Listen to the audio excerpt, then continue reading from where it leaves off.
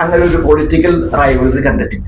മത്സരത്തെ പല്ലും നഖവും വെച്ച് പഞ്ചായത്ത് പ്രസിഡന്റിന്റെ ഒരു മെയ്വഴക്കമാണ് എന്നാണ് എനിക്ക് ആ പ്രതീക്ഷയാണ് എനിക്കുള്ളത് മാസ്റ്റർ.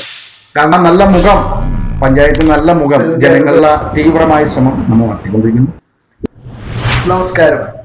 ഇന്ന് എന്നോടൊപ്പം ഉള്ളത് അങ്കമാലിക്കും മലയാറ്റൂർ കാലടിക്കും ഇടയിൽ ചെറു ഗ്രാമമായ തുറവൂരിലെ പഞ്ചായത്ത് പ്രസിഡന്റും യുവ തുർക്കിയുമായ ശ്രീ MP മാർട്ടിനോടൊപ്പമാണ്. ഒരു ജനാധിപത്യ വ്യവസ്ഥയിൽ രാഷ്ട്രീയ പാർട്ടികൾ, ഇലക്ഷൻ അങ്ങനെ വലിയൊരു സംവിധാനമാണ്. പ്രത്യേകിച്ച് പഞ്ചായത്ത് ഇലക്ഷൻ എന്നൊക്കെ പറയുന്നത് ഒരു കട്ട് ത്രോട്ട് കോമ്പറ്റീഷനാണ്. എല്ലാ രാഷ്ട്രീയ പാർട്ടികളും അവരുടെ ഏറ്റവും നല്ല മിടുക്കന്മാരായിട്ടുള്ള സ്ഥാനാർത്ഥികളെ നിർത്തി മത്സരത്തെ പല്ലും നഖവും വെച്ച് പോരാടി ഉള്ള ഒരു പ്രതീതിയാണ്. ഒരു പക്ഷെ പറഞ്ഞാൽ ഒരു പൊളിറ്റിക്കൽ റൈവലറി എന്ന് തന്നെ ഞാൻ പറയും. ആ പൊളിറ്റിക്കൽ റൈവലറി ഉണ്ടെങ്കിലും ഇലക്ഷൻ കഴിഞ്ഞ് എല്ലാവരും ഭരണം ഏറ്റെടുത്തതിന് ശേഷം ഞാൻ തുറവൂര് അങ്ങനെ ഒരു പൊളിറ്റിക്കൽ റൈവലറി കണ്ടിട്ടില്ല. എല്ലാവരും ഏകാഗ്ര സഹോദരങ്ങളെ പോലെ ഞാൻ പല മീറ്റിങ്ങുകൾക്കും ഇവിടെ വരുമ്പോൾ ഞാൻ കണ്ടിട്ടുണ്ട്. എല്ലാവരും ഇപ്പൊ ഏത് രാഷ്ട്രീയ പാർട്ടികളിൽപ്പെട്ടവരായി. പക്ഷെ അത് ഞാൻ മനസ്സിലാക്കിയിട്ടുള്ളത് പഞ്ചായത്ത് പ്രസിഡന്റിന്റെ ഒരു മെയ്വഴക്കമാണ് എന്നാണ് എനിക്ക് തോന്നിയിട്ടുള്ളത്. കാരണം എല്ലാവരും ഒന്നിച്ചു കൊണ്ടുപോവുക എന്ന് പറയുന്ന ഒരു ഹെർക്കൂലിയൻ ടാസ്ക്. തീർച്ചയായും അത് എങ്ങനെ കഴിയുന്നു എന്ന് ഞാൻ ചിന്തിച്ചിട്ടുണ്ട്. എങ്ങനെ കഴിയുന്നത് സമൂഹത്തോട് പറയേണ്ട ഒരു കാര്യമായിട്ട് എനിക്ക് തോന്നുന്നു. കാരണം ശത്രുത ഇല്ലാതെ മുന്നോട്ട് പോകാൻ കഴിയുക എന്ന് പറയുന്നത് വലിയൊരു കാര്യമാണ്.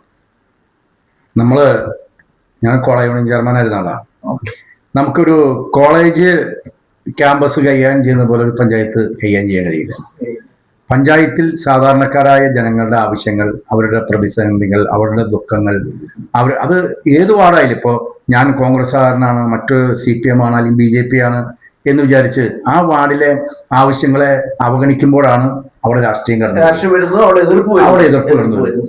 ആ വാർഡിലെ ആവശ്യങ്ങളും ഈ സാമൂഹിക മനസാക്ഷിക്ക് യോജിക്കുന്ന ആവശ്യങ്ങളാണെങ്കിൽ, പഞ്ചായത്തിന്റെ കാഴ്ചപ്പാടിൽ അത് പരിഹരിക്കേണ്ടതാണെങ്കിൽ അത് പരിഹരിച്ചാൽ പിന്നെ അവിടെ വ്യത്യസ്തമായ വിഷയങ്ങൾ ഉണ്ടാകേണ്ട ആവശ്യമില്ല. അപ്പോൾ ആ കാഴ്ചപ്പാട് എനിക്കുള്ളത്. കാരണം നമ്മൾ തിരഞ്ഞെടുപ്പ് കഴിഞ്ഞു, ഞാൻ വളരെ തീവ്രമായ രാഷ്ട്രീയ പ്രസ്ഥാനത്തിൽ വളരെ തീവ്രതയോടുകൂടി അത് വിശ്വസിക്കുകയും അത് പ്രവർത്തിക്കുകയും ചെയ്യുന്നതാണ്. പക്ഷെ പഞ്ചായത്ത് ഭരണത്തിൽ നമുക്ക് അങ്ങനെ ഒരു തീവ്രതയോടുകൂടി കാര്യങ്ങളെ കണ്ടാൽ പഞ്ചായത്ത് ഭരണം അത് നല്ല രൂപത്തിൽ മുന്നോട്ട് പോകില്ല.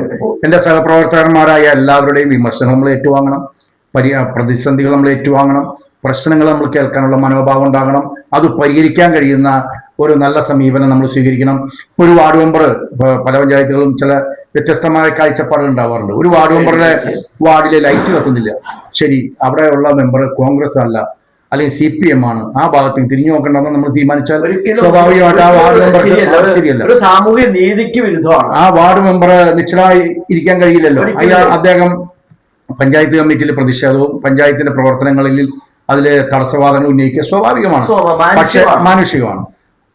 മറിച്ച് ആ വാർഡിലെ പ്രശ്നങ്ങൾ പഞ്ചായത്തിന്റെ പ്രശ്നങ്ങളായി കണ്ടാൽ അത് പരിഹരിക്കണമെന്നൊരു നിലപാട് പഞ്ചായത്ത് ഭരണസമിതിയും പഞ്ചായത്ത് പ്രസിഡന്റും സെക്രട്ടറിയൊക്കെ ഏറ്റെടുക്കുമ്പോൾ ആ മെമ്പർക്ക് തോന്നും ഇത് എന്റെയും കൂടി ഒരു ഭരണമാണ്. പക്ഷെ അതിനൊരു വിശാലമായ മനസ്സ്, വിശാലത ഉണ്ടായേ പറ്റൂ. അത് സ്വാഭാവികമായിട്ടും എല്ലാവരെയും കേൾക്കാനും അവരെല്ലാവരെയും ഉൾക്കൊള്ളാനും, ഈ പഞ്ചായത്തിലെ ജനങ്ങളുടെ നികുതി പണമാണ് ഇവിടെ അടയ്ക്കുന്നതെന്നും അത് വിനിയോഗിക്കുമ്പോൾ എല്ലാ ജനങ്ങളുടെയും പ്രശ്നങ്ങൾ ഒരുപോലെ കാണാൻ കഴിയുന്ന ഭേദഗതിയൊക്കെ ഉണ്ടാവും കേട്ടോ. പണത്തിന് എല്ലാ വാർഡിലും കൊടുക്കുന്ന തുകയുടെ തുല്യ തോത് എന്നൊന്നും ഞാൻ പറയുന്നില്ല. പക്ഷേ എങ്കിൽ പോലും ഒരു വിശാലമായ നീതിബോധം പഞ്ചായത്ത് ഭരണത്തിൽ കാണിച്ചാൽ മാത്രമാണ് നമുക്ക് മുന്നോട്ട് പോകാൻ കഴിയുള്ളൂ, ധനവിനിയോഗം കൃത്യമായി നടക്കാൻ കഴിയുള്ളൂ. പിന്നെ സ്വാഭാവികം നമ്മൾ നല്ലത് ചെയ്യുമ്പോഴും നന്മ ചെയ്യുമ്പോഴും വിമർശനങ്ങൾ ഉണ്ടാകാം. വിമർശനം അതിന്റെ താത്വിക അടിസ്ഥാനത്തിൽ മാത്രം എടുത്താൽ മതി. വിമർശനമാണെങ്കിലും നല്ലത് ചെയ്താൽ സമൂഹം നല്ലതെന്ന് പറയും. എന്റെ ജീവിതാനുഭവം അതാണ്. നമ്മുടെ സമൂഹത്തിന് വേണ്ടി ഒട്ടേറെ വ്യക്തികൾ, നമ്മുടെ ഭരണകർത്താക്കളൊക്കെ നമ്മൾ കണ്ടിട്ടുണ്ട്. വ്യത്യസ്തമായ രാഷ്ട്രീയ ചേരിയിലായിരിക്കാം, വ്യത്യസ്തമായ സാമൂഹിക ചിന്താഗതിയിലായിരിക്കാം, വ്യത്യസ്ത മത സാഹചര്യങ്ങളായിരിക്കും. പക്ഷെ അവർ നല്ലത് ചെയ്താൽ നല്ലതെന്ന് പറയാനുള്ള മനസ്സ് സമൂഹത്തിനുണ്ടാവും, തീർച്ചയായിട്ടും. അപ്പൊ സ്വാഭാവികമായിട്ട് ആ പ്രതീക്ഷയാണ് എനിക്കുള്ളത് മാഷെ. കാരണം നന്മയോടുകൂടി പോകുന്ന ഒരു കാഴ്ചപ്പാടോടുകൂടി പോകുന്ന ഒരു പഞ്ചായത്ത് ഭരണസമിതി നന്മ ചെയ്യുമ്പോൾ അതിന് കൂടെ ജനങ്ങളുണ്ടാകും എന്നുള്ള വിശ്വാസമാണ് എനിക്കുള്ളത്. ആ ജനപിന്തുണ ഇപ്പോഴുണ്ട്. എല്ലാ ഗ്രാമസഭകളും നിറസാന്നിധ്യമായിരുന്നു. 1-2 ഗ്രാമസഭകളിൽ മാത്രത്തിൽ ആളുകളുടെ സാന്നിധ്യം കുറഞ്ഞുള്ളൂ. ബാക്കി എല്ലാ ഗ്രാമസഭയും ജനനിബിഡമായിരുന്നു, നല്ല ആരോഗ്യകരമായ ചർച്ചയായിരുന്നു, നല്ല മറുപടി പറയാൻ സാധിച്ചു. ആ ഗ്രാമസഭയിൽ പറഞ്ഞ മുഴുവൻ ആവശ്യങ്ങളും ഒറ്റയടിക്ക് തീർപ്പാക്കും എന്നല്ല, എങ്കിലും അവരെ കേൾക്കാൻ അവരോടൊപ്പം ഞാൻ 16 വാർഡിൽ 15 ഗ്രാമസഭകളിൽ പോയ ആളാണ്. 15 വാർഡിൽ നല്ല സജീവ ചർച്ചയായിരുന്നു. അവിടെ വാർഡിലെ ഓരോ കാര്യങ്ങൾ നമ്മൾ പരിഹരിച്ച ആ ഗ്രാമസഭകളിലേക്ക് തിരിച്ചു ചെല്ലുമ്പോൾ അവർക്ക് മനസ്സിലാവും ഈ ഭരണസമിതി ജനങ്ങളുടെ പ്രതിസന്ധികൾ ഇടപെടുന്നുണ്ട്. ആ ഇടപെടുമ്പോഴാണ് ജനങ്ങൾ കുറേയും കൂടി നമ്മളോട് അടുത്ത് നിൽക്കുകയും നമ്മളോട് പ്രശ്നങ്ങൾ പറയാനുള്ള മാനസികാവസ്ഥ ഉണ്ടാക്കുകയും ചെയ്യുന്നു എന്ന് നമുക്ക് തിരിച്ചറിയാൻ പറ്റുള്ളൂ. ആ കാഴ്ചപ്പാട് നമ്മൾ ഉണ്ടാക്കണമല്ലോ. ആ ഒരു വിശാല ബോധം ഭരണസമിതി പ്രസിഡന്റിന് നേതൃത്വം കൊടുക്കുന്ന പഞ്ചായത്ത് പ്രസിഡന്റ് എന്ന നിലയ്ക്ക് ഞാനും ഭരണസമിതി അംഗങ്ങളും അതേപോലെ തന്നെ ഇതുമായി ബന്ധപ്പെട്ട നിർവഹണ ഉദ്യോഗസ്ഥരും പഞ്ചായത്ത് സെക്രട്ടറി ഉൾപ്പെടെയുള്ള സ്റ്റാഫും ഒക്കെ നമ്മൾ കാണിക്കും. നമ്മൾ 3 മാസം കഴിയുമ്പോൾ ജനുവരി, ഫെബ്രുവരി, മാർച്ച് കഴിയുമ്പോൾ 3 മാസം, മാർച്ച് കഴിയുമ്പോൾ ഏപ്രിൽ 1-ാം തീയതി മുതൽ സിറ്റിസൺ പുതിയ സാമ്പത്തിക വർഷമായി. അപ്പൊ സിറ്റിസൺ റിപ്പോർട്ട് കാർഡ് പഞ്ചായത്തിൽ വെക്കുകയാണ്.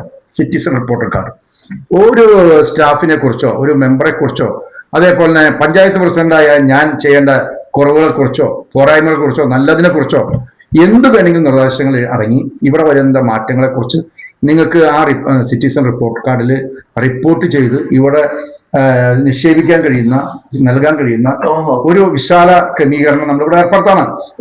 എന്തു വേണമെങ്കിലും പറയാം. അപ്പൊ അത് നമ്മൾ നോക്കി ഒരു കുറഞ്ഞ ബോഡി, അത് വിശാലമായി പഞ്ചായത്ത് ഭരണസമിതി മൊത്തം ചർച്ച ചെയ്യുന്ന ക്രമീകരണത്തിലേക്ക് പോകില്ല. അതിന് ചെറിയ കുറഞ്ഞ ബോഡി അത് അതിൻ്റെ കാര്യങ്ങൾ പരിശോധിച്ച് അതിൽ ജനങ്ങൾ പറയുന്നത് എന്താണെന്ന് മനസ്സിലാക്കി അതിൽ തിരുത്തൽ ജനങ്ങളെ കേൾക്കാൻ കഴിയുന്ന എല്ലാവരും ദിവസവും നമുക്ക് ഓരോരുത്തർ കേൾക്കാൻ കഴിയില്ലല്ലോ. എല്ലാ ദിവസവും ഓഫീസിൽ വരുന്ന ആളുകൾ പറയുന്ന കാര്യങ്ങൾ എന്താണെന്ന് നമുക്ക് മനസ്സിലാക്കാൻ കഴിയില്ല. അപ്പൊ അവർക്ക് ഇവിടെ ഒരു ഡിഫോൾട്ട് കണ്ടു. ഒരു ഉദാഹരണത്തിന് 10 മണിക്ക് നികുതി അടയ്ക്കാൻ പറയുമ്പോൾ ഫ്രണ്ട് ഓഫീസിൽ 10:30 മണിക്കാണ് വരുന്നതെങ്കിൽ അത് അംഗീകരിച്ചു പോകാൻ കഴിയില്ല. അപ്പൊ അവിടെ പറയുന്ന ആള് ഇന്ന് ചിലപ്പോൾ പഞ്ചായത്ത് പ്രസിഡന്റ് നൽകി ഞാൻ ഓഫീസിൽ ഉണ്ടായിരിക്കണമെന്നില്ല. അപ്പൊ മറുപടി പറയാൻ അത് ചൂണ്ടിക്കാണിക്കാൻ പറ്റിയില്ലെങ്കിൽ ആ റിപ്പോർട്ട് കാർഡ് മേടിച്ച് അത് എഴുതി ആ ബന്ധപ്പെട്ട ബോക്സിൽ നിക്ഷേപിച്ചിട്ട് പോകും. അപ്പൊ അത് നമ്മൾ ഓപ്പൺ ചെയ്ത് നോക്കുമ്പോൾ നമുക്ക് മനസ്സിലാകും ഈ പഞ്ചായത്ത് ഓഫീസിന്റെ ഫ്രണ്ട് ഓഫീസ് പ്രവർത്തനം കാര്യക്ഷമമല്ല. അപ്പൊ അതിൽ ആ പോരായ്മകൾ പരിഹരിച്ചു.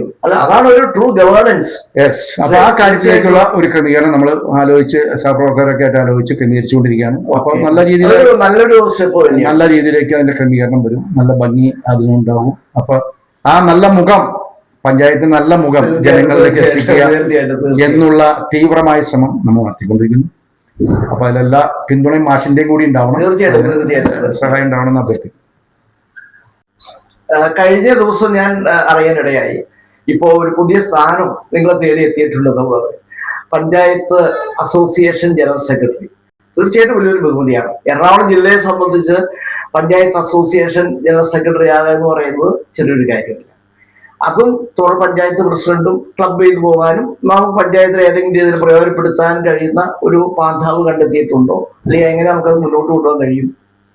കുറച്ചേറെ ടാസ്ക് ഉണ്ട് പക്ഷേ കുറച്ച് ബുദ്ധിമുട്ടുള്ള കാര്യമാണ്. ഒരു കാര്യം അതിൽ പറയാനുള്ളത്, ഈ പഞ്ചായത്ത് അസോസിയേഷനെ കുറിച്ച് തെറ്റിദ്ധാരണയുണ്ട്. ഒന്ന്, അത് പഞ്ചായത്ത് പ്രസിഡന്റുമാരുടെ അസോസിയേഷൻ ഞാനും അത് തന്നെയാണ് എന്നൊരു വൈപ്പുണ്ട്. മറ്റൊന്ന്, ഇത് രാഷ്ട്രീയ സംഘടനയുടെ അസോസിയേഷൻ എന്നുകൂടി ആളുകൾ സംശയിക്കുന്നുണ്ട്. ഇത് രണ്ടുമല്ല.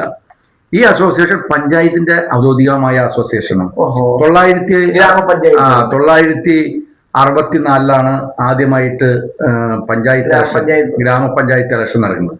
അങ്ങനെ 1964 കഴിഞ്ഞ് 1965 രൂപം കൊണ്ട സംഘടനയാണ് ഈ പഞ്ചായത്ത് അസോസിയേഷൻ. ഇത്രയും കാലപ്പഴക്കമുണ്ട്. അപ്പോൾ ഈ പഞ്ചായത്ത് സെക്രട്ടറിമാര്, പഞ്ചായത്ത് പ്രസിഡന്റുമാര്, പഞ്ചായത്ത് തെരഞ്ഞെടുക്കപ്പെട്ട അംഗങ്ങൾ അടങ്ങിയതാണ് ഈ അസോസിയേഷനിലെ അംഗസംഖ്യ. അപ്പോൾ 85ഓളം ഗ്രാമപഞ്ചായത്തുകളുണ്ട് ജില്ലയിൽ. 85ഓളം സെക്രട്ടറിമാരുണ്ട്. ഏകദേശം 900 മേക്ക് പഞ്ചായത്ത് മെമ്പർമാരും കൂടിയുണ്ട് ഈ അസോസിയേഷനിൽ. അപ്പോൾ നല്ല അധ്വാനമുണ്ട്. പഞ്ചായത്തിന്റെ പ്രതിസന്ധികൾ, ഇപ്പോൾ ഗവൺമെന്റ് ഉത്തരവുകളിലെ ക്രമക്കേട് കൊണ്ട് നമ്മുടെ പ്ലാൻ ഫണ്ട് വിനിയോഗിക്കാനോ അല്ലെങ്കിൽ ധനവിനിയോഗം നടത്താനോ കഴിയില്ല. ചില തടസ്സങ്ങളൊക്കെ കയറി വരും.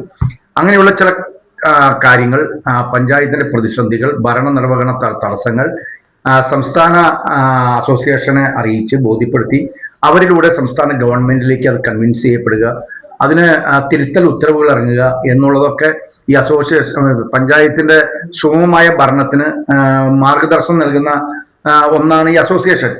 അപ്പൊ ഈ അസോസിയേഷൻ ഒരു പൊതു വിഭാഗത്തിന്റെ സംവിധാനമാണ്. ഗവൺമെന്റിന്റെ തദ്ദേശ സ്വയംഭരണ വകുപ്പിന്റെ വിധേയപ്പെട്ടു നിൽക്കുന്ന ഒരു സംഘടനയാണ്. ഇതിൽ രാഷ്ട്രീയമില്ല. ഇതില് രാഷ്ട്രീയക്കാരായ തെരഞ്ഞെടുക്കപ്പെട്ട ജനപ്രതിനിധികളായ പഞ്ചായത്ത് പ്രസിഡന്റുമാരാണ് ഇതിന്റെ തെരഞ്ഞെടുപ്പ് അംഗങ്ങളായിട്ടും നേതൃനിരയിലേക്കും വരുന്നത്. അവരിലൂടെയുള്ള പഞ്ചായത്തിന്റെ പ്രതിസന്ധികളെ പരിഹരിക്കുക എന്നതാണ് അതിന്റെ ലക്ഷ്യം. അതിന് കുറച്ചുകൂടി അധ്വാനം കൂടി ഉണ്ട്, കുറച്ചും കൂടി ടെൻഷൻ ഉണ്ട്, കുറച്ചും കൂടി റിസ്ക് ഉണ്ട്. നന്നായി കൊണ്ടുനടക്കണം എന്ന് ആഗ്രഹിക്കുന്ന ആളുകൾക്ക് നല്ല അധ്വാനം കൂടി ഉണ്ട്. നന്നായി കൊണ്ടുപോകാൻ കഴിയും എന്നാണ് എന്റെ വിശ്വാസം.